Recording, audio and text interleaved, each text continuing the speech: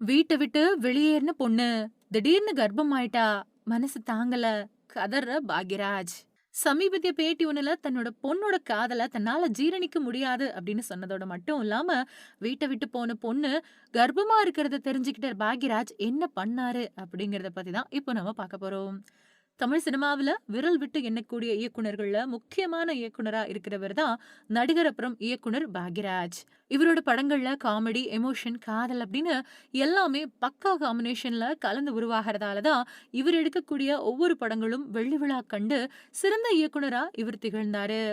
தமிழ் திரையுலகத்துல ரசிகர்கள் நிறைய பேரை தம் பக்கம் வச்சிருக்கக்கூடிய இயக்குனர் பாக்யராஜ் பாரதி ராஜா கிட்ட உதவி இயக்குனரா பணியாற்றினவரு.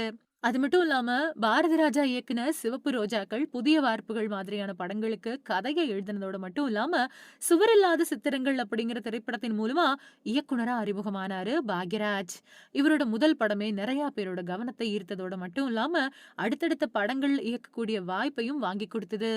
அந்த வகையில இவரு ஒரு கை ஓசை, மௌன கீதங்கள், இன்று போய் நாளை வா, விடியும் வரை காத்திரு, அந்த 7 நாட்கள், தூறல் நின்னு போச்சு, முந்தானை முடிச்சு, தாவணி கனவுகள், சுந்தரகாண்டம், ராசுகுட்டி மாதிரியான படங்கள இயக்கியிருக்காரு.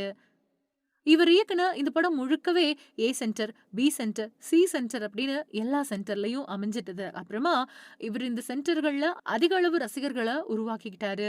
இயக்குனர் பாக்யராஜோட முதல் மனைவி உடல்நலக் குறைவால இறந்து போக, நடிகை பூர்ணிமாவ காதலிச்சு கல்யாணம் பண்ணிக்கிட்ட பாக்யராஜுக்கு சாந்தனு அப்படிங்கிற பையனும், சரண்யா அப்படிங்கிற பொண்ணும் இருக்காங்க.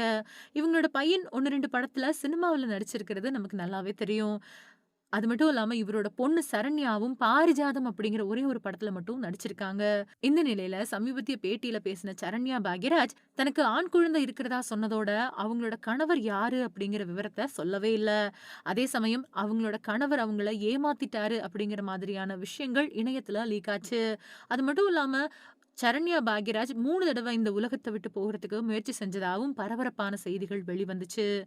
அந்த விவகாரம் பத்தி பாக்யராஜ் பேசின விஷயம் இப்போ இணையத்துல வைரலா மாறியிருக்கு.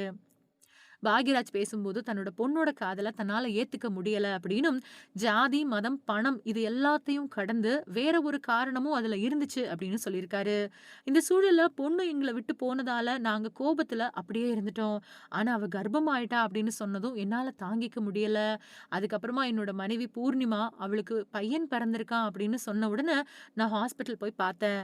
அதுக்கப்புறமா எல்லாருமே ஒண்ணா சேர்ந்துட்டோம். இப்போ அவன பார்க்காம என்னால இருக்கவே முடியல அப்படின்னு ஓப்பனா பேசியிருக்காரு. இந்த விஷயம் இப்போ இணையத்துல வைரலா பரவி வரதோட மட்டும் இல்லாம, ரசிகர்கள் மத்தியில பேசுபொருளாவும் மாறியிருக்கு.